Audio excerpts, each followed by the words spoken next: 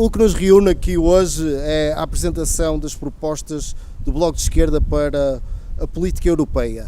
De que forma podemos nós contribuir na construção de uma visão europeísta que coloque as pessoas no centro da questão e não só o interesse económico, melhor dizendo. De que forma podemos nós ajudar na construção de um projeto europeu que se afaste daquela que tem sido a política posta em prática pelos atuais decisores, a construção de uma política de braços abertos e de humanismo que procura honrar valores altruístas com uma perspectiva progressista ao invés da política de muros que nos separam e nos desensibilizam, que tratam as pessoas, porque é disso que estamos a falar, de pessoas, mulheres, crianças, homens, velhos, novos, como números. Pessoas essas que são utilizadas como arma de arremesso político pela extrema-direita que se alimenta deste fenómeno e preconiza uma visão individualista da sociedade. Uma extrema-direita que tem vindo a ganhar expressão por toda a Europa e não só, muito devido à completa desumanização e falta de resposta que a crise migratória tem vindo a sofrer. Uma extrema-direita que se alastra a pouco e pouco, ganhando espaço nas mais altas instâncias europeias. Uma direita racista e xenófoba que chegou aqui a Portugal, tendo tido a sua expressão máxima nas últimas legislativas. Mas essa, infelizmente, não é a visão da maioria e a resposta fez-se ouvir a alto e bom som na passada quinta-feira, dia 25 de abril de 2024. É, portanto, uma Europa que honre estes valores que nos move, uma Europa que igualmente se debruça sobre soluções para a paz entre os povos e a sua autodeterminação, ao contrário da atual política belicista e de perpetuação da guerra, que serve os interesses económicos de alguns, não tenhamos dúvidas, e que está diametralmente oposta aos valores que de facto interessam o povo e as pessoas. Necessitamos, portanto, de uma política de esquerda que dê resposta à atual crise da habitação e que procure igualmente resposta à crise ambiental, que seja efetivamente para as pessoas e não contra as pessoas, uma política que leve a cabo uma transição energética para as pessoas e não contra as pessoas, o que nos traz novamente aqui para Matosinhos e nos remete para a forma pouco exemplar de como foi conduzido o processo da refinaria Galp. Um exemplo de como não podemos ter uma transição energética contra as pessoas, que abandona as pessoas, que não procure responder a estes desafios, tendo as pessoas e os direitos humanos como pivô central, neste que é talvez um dos momentos mais desafiantes da humanidade, disse.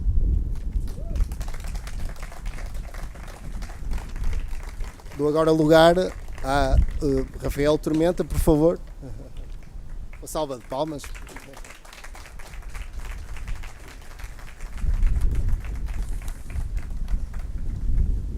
Eu, como sou de educação, venho falar sobre educação, pelo menos hoje. Uma vista de olhos assim rápida pelo programa do Governo diz-nos que há um compromisso deste Governo dizendo que um país com futuro é para jovens e crianças e é um país com serviços públicos de excelência.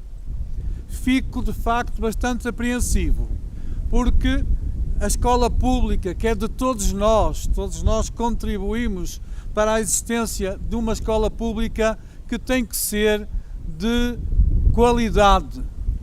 Ora, com este Governo, nós vamos certamente ter um grande apoio às escolas privadas e não tanto à escola pública. Uma escola pública que precisa muito de ver os seus edifícios requalificados, que precisa muito, em termos de ambiente, de continuar a retirar o amianto. O amianto foi retirado das placas de fibrocimento, mas há muitas canalizações nas escolas que continuam cheias de amianto.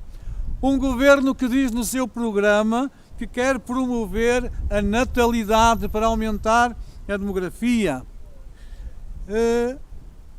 Precisamos ter uma rede de creches bem preenchida, de creches que dependam de facto do Ministério da Educação, sobretudo em termos pedagógicos, de creches com educadoras logo a partir dos 0 anos, porque qualquer pai ou qualquer mãe sabe trabalhar com um bebê, mas trabalhar com 10 é preciso ter formação, é preciso ser, de facto, uma educadora junto das auxiliares.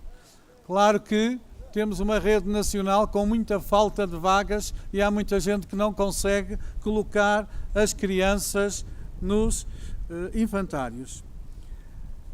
Também falar de igualdade de oportunidades e dizer que a escola básica tem muitas necessidades a esse nível.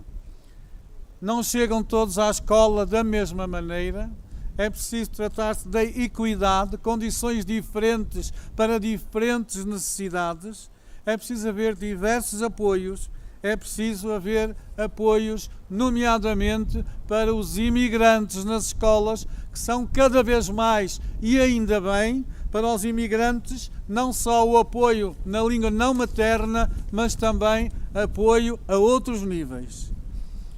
Lembrar que só temos boas escolas e bom ensino público com uma carreira de professores condigna. Neste momento, toda a gente sabe que as escolas têm professores muito envelhecidos, que não se aposentam porque muitas vezes com uma carreira que lhes foi cortada, não têm ainda condições para isso. Uma profissão que assim se vai tornando pouco atrativa. Uma profissão para onde ninguém quer ir, porque é mal paga, porque tem condições terríveis. Neste momento, a formação inicial de professores quase não existe ou é muito reduzida. Portanto, é um problema que nós temos. O Governo diz que vai dar créditos horários, diz que vai descentralizar, diz que não sei o quê, mas o facto é que é preciso rever os salários dos professores, rever o impedimento nas progressões. Finalmente, a questão do digital. Os recursos digitais estão gastos nas escolas, foram importantíssimos na pandemia. Não se esquecer que tivemos anos de pandemia e que nas escolas foram os professores, espero que este discurso não esteja a ser muito sindical, mas foram os professores quem garantiu as lacunas que a pandemia trouxe. Finalmente, ou quase finalmente, a questão dos programas que têm que ser revistos do primeiro ciclo, que desde Nuno Crato temos ali uma separação de conteúdos quando tal não é necessário, português para um lado, matemática para outro, é preciso integrar os saberes. E por outro lado, continuamos a ter um problema muito complicado em relação à maior parte dos países da Europa, que é o pouco apoio ao trabalho dos alunos com expressões artísticas. A música quase não existe, não há grupo de professores de teatro, de dança também pouco há, e estou a falar só do ensino regular, onde todos têm que ter acesso às expressões artísticas e formação para isso. Não estou a falar das escolas de ensino artístico especializado, como os conservatórios, que também são muito poucos para as necessidades daqueles que querem mesmo ser artistas. Portanto, falo ainda da gestão, para acabar, da gestão que temos diretores que neste momento nas escolas, em algumas escolas, são bem próximos de pequenos ditadores. É necessário voltar à gestão democrática, não por ser isto ou por ser aquilo, mas porque a gestão democrática implica, corresponsabiliza os professores e os outros trabalhadores das escolas. Finalmente, agora mesmo para acabar, o ensino superior, só esta dificuldade que os investigadores têm, são mal pagos, esses é que são mesmo precários, e também as dificuldades de alojamento, que já todos sabemos. E acabo por aqui, acho que está.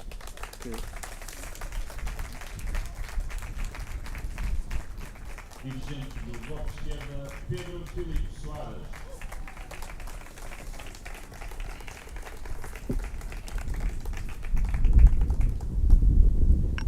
Boa tarde a todas e a todos. Há pouco brincávamos dizendo que o pessoal se ia fugindo para a esquerda, e não era só por motivos políticos, era porque o sol ia fugindo também, mas agora não há escapadela à sombra e por isso não seremos muito longos, mas dizer-vos em primeiro lugar que é um gosto estarmos a fazer esta iniciativa aqui em Matosinhos, num espaço público, porque a política para o Bloco sempre se fez de portas abertas, com esta proximidade com as pessoas, porque é para as pessoas que também fazemos essa atividade política, é para elas e com elas que queremos construir um mundo diferente. Fazer isto no centro de Matosinhos tem aqui um simbolismo particular. Em primeiro lugar, poder-se dizer, bem, mas junto de uma feira de velharias, quando atualmente Matosinhos não é conhecido por coisas velhas, mas por coisas de luxo, tem alguma coisa que se lhe diga? E tem. Nós acreditamos que é possível ter uma forma de desenvolvimento de uma sociedade que seja quer mais harmoniosa, quer mais garantista dos direitos das pessoas. E fazer no centro de Matosinhos, naquele que é um dos concelhos, a par de Gaia, mais caros para a habitação, é em si simbolismo da nossa forma de estar e dos direitos que queremos valorizar. Esta semana saiu essa estatística. Para arrendar uma casa em Matosinhos é mais caro do que no Porto. O mesmo acontece em Gaia. São os dois concelhos mais caros da área metropolitana. E nós perguntamos porquê.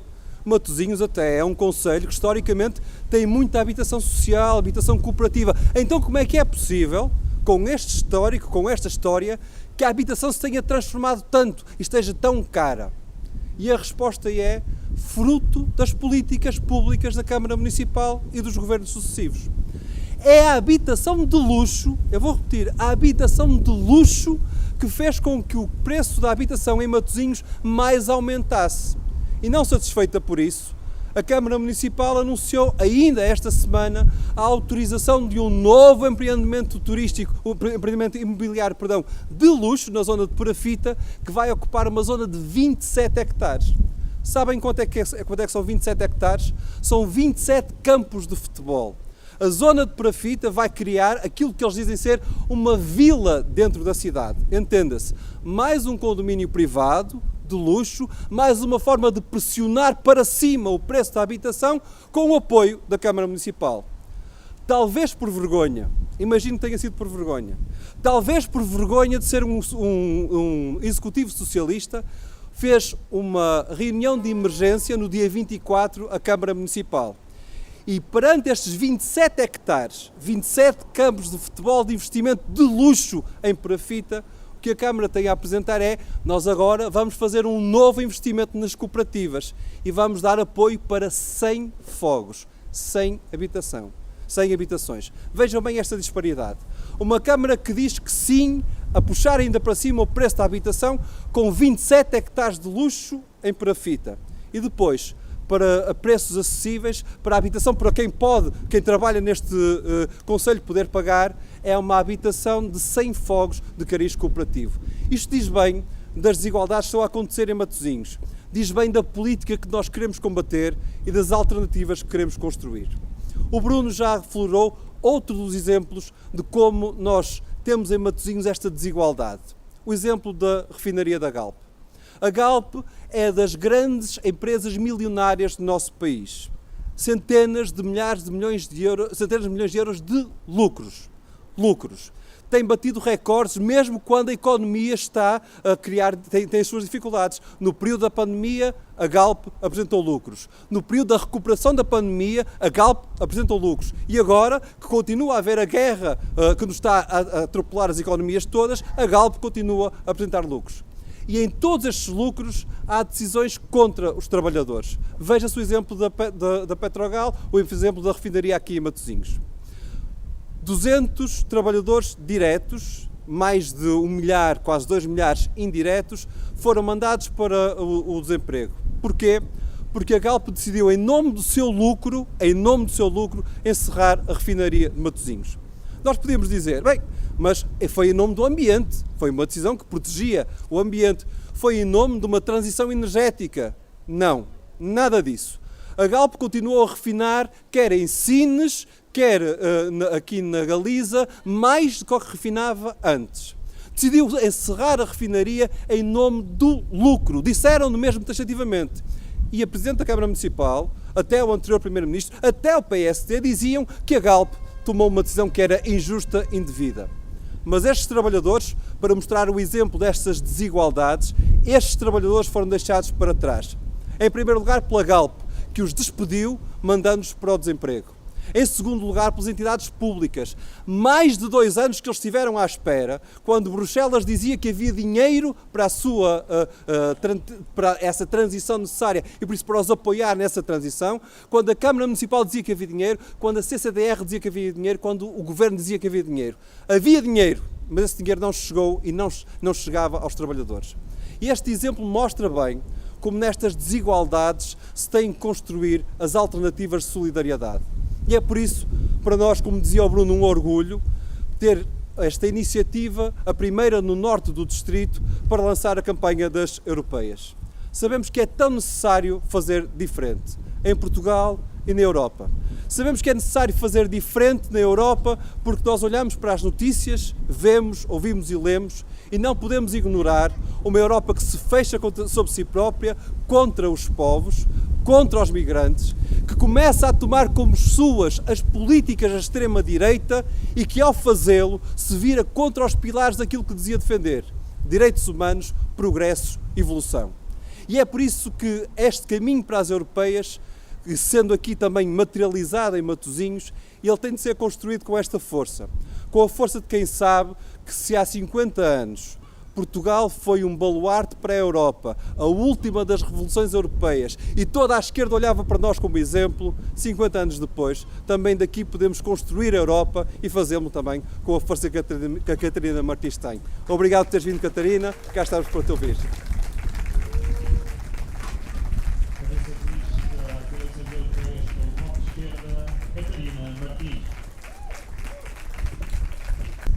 Olá, muito boa tarde a todos e a todas, é muito bom estar aqui.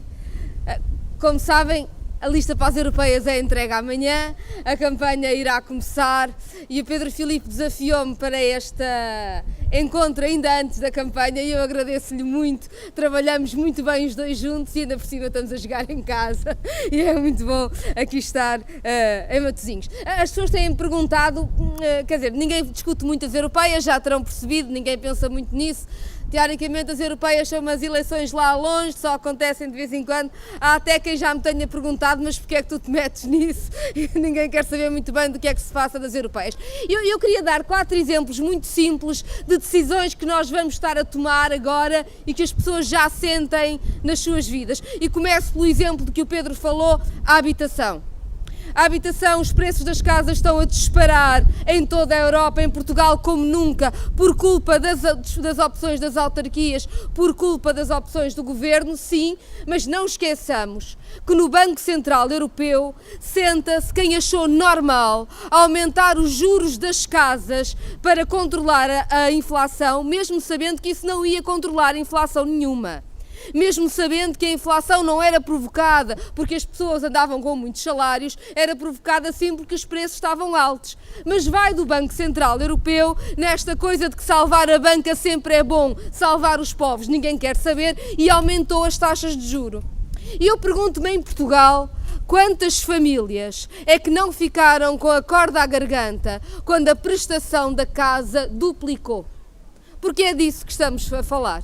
E quando eu vejo Mário Centeno, do Banco de Portugal, ou Christine Lagarde, do Banco Central Europeu, a dizerem, bem, nós vamos discutir se as taxas de juros podem ou não subir, pergunto-me se com os salários que se pagam em Portugal, algum deles era capaz de pagar a prestação que duplicou com as decisões que tomaram quando aumentaram as taxas de juro.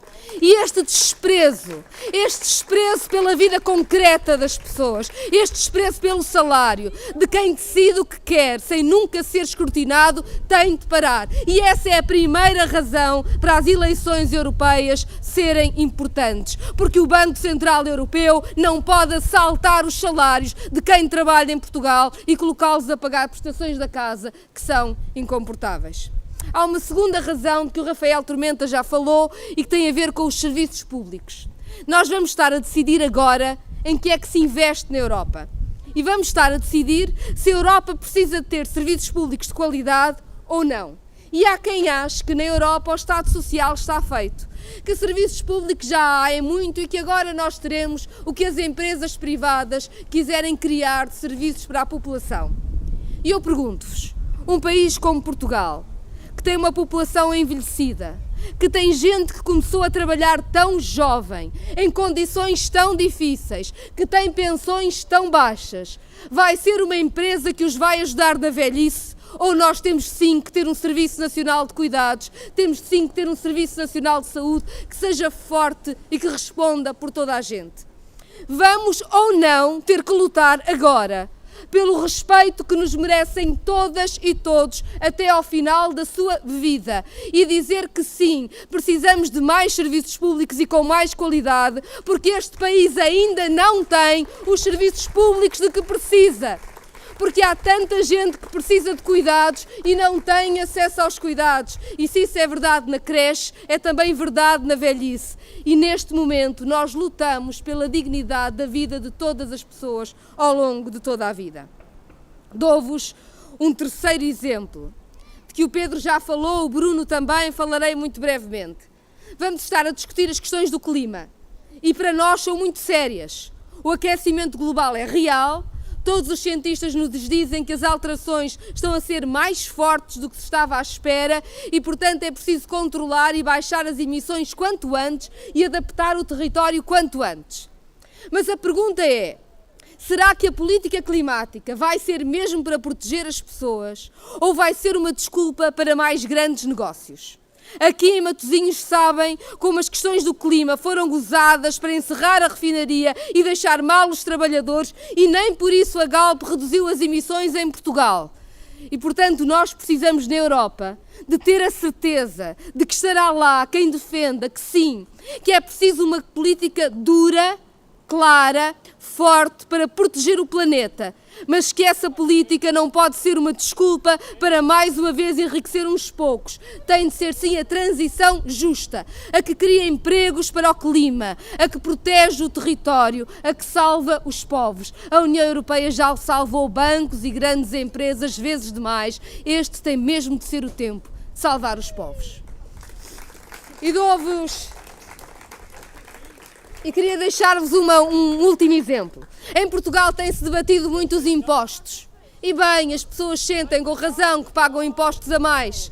As pessoas sentem que o seu salário é curto. O IVA tem das taxas mais altas da Europa. É tudo difícil e têm razão. Mas já repararam como o Governo fez de conta que ia descer o IRS e afinal não desce, e é quem ganha mais que vai ganhar mais. Como sempre, sobre isso a direita é sempre clarinha. Promete uma coisa, faz outra, nem um mês no Governo já percebemos todos que afinal impostos para quem trabalha não é daí que vem nada, mas sim para os lucros das grandes empresas. Mas temos essa discussão em Portugal, temos essa discussão na Europa. 80% dos offshores ficam em território da União Europeia. A maior parte dos milionários do mundo, muitos que têm o seu dinheiro roubando povos um pouco por todo o planeta, vêm esconder as suas fortunas na Europa. E das duas uma. Ou nós queremos acertar as contas e pôr os milionários a pagar, ou nós vamos continuar a achar normal que as fortunas fiquem cada vez mais gordas e que quem trabalha pague cada vez mais. E nós estamos aqui para acertar as contas. E acertar as contas quer dizer que a Europa não pode continuar a ser o paraíso dos milionários que usam o Estado Social e não pagam a sua parte. A Europa tem de ser um sítio em que quem trabalha é respeitado e que quem ganha muito não vem cá esconder dinheiro, mas sim pagar a parte justa para o que é de todos. Acertar as contas por justiça na economia, é isso que nós temos de fazer. Para o fazer, queria dizer-vos que amanhã apresentaremos a lista, como digo, hoje é um primeiro encontro informal. Eu pessoalmente estou muito orgulhosa das pessoas que aceitaram estar nesta lista do Bloco de Esquerda. Temos como o Rafael Tormenta, que é independente na educação, com uma bagagem, uma história, uma luta e um conhecimento extraordinário, mas é assim também na área da saúde, na área do clima, na área dos direitos humanos, na área da economia, tanta gente que se juntou. E esse foi o nosso critério, termos uma lista de gente que conhece cada um destes assuntos, de gente que os estudou, de gente que luta, de gente que sabe para onde ir e sabe que temos que nos construir como uma comunidade melhor. Bem, sei que é quem acha que candidatos bons são aqueles que têm polémicas. Nós achamos que candidatos e candidatas boas são aquelas que têm lutas e que sabem porque lutam e conhecem os seus dossiês. É para isso que aqui estamos. Sei que está fresquinho, não vou demorar muito. Dizer só o seguinte: nós estamos aqui hoje de uma forma informal, mas é assim que vai ser a nossa campanha. Vai ser na rua, a falar com as pessoas, a dar a cara por aquilo em que acreditamos e a ouvir quem quer falar connosco. Somos assim. Nunca ficaremos fechados sobre nós próprios, nunca achamos que sabemos tudo. Sabemos que aprendemos com cada pessoa que nos traz a história da sua vida, da sua luta, do que quer transformar. As comemorações extraordinárias dos 50 anos do 25 de Abril, em que participámos todos com tanta força e até agora com menos voz, depois de tanto gritar na rua, e ainda bem, são sobretudo não a celebração do que já está, para dizer que já está feito e que foi bonito, que sim, que foi bonito, que tanto que se fez, e nós temos uma enorme gratidão por tudo o que se fez antes de nós.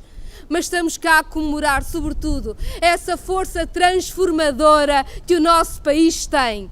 É que a democracia não se fez nem porque uma ditadura decidiu oferecê-la, nem porque o mercado a fez, nem com individualismo. Fez-se com força popular, com ideia de comunidade e com a capacidade de não aceitar nãos para construir uma vida melhor, e é isso que estamos aqui a fazer, a construir um futuro melhor. Muito obrigada por estarem aqui.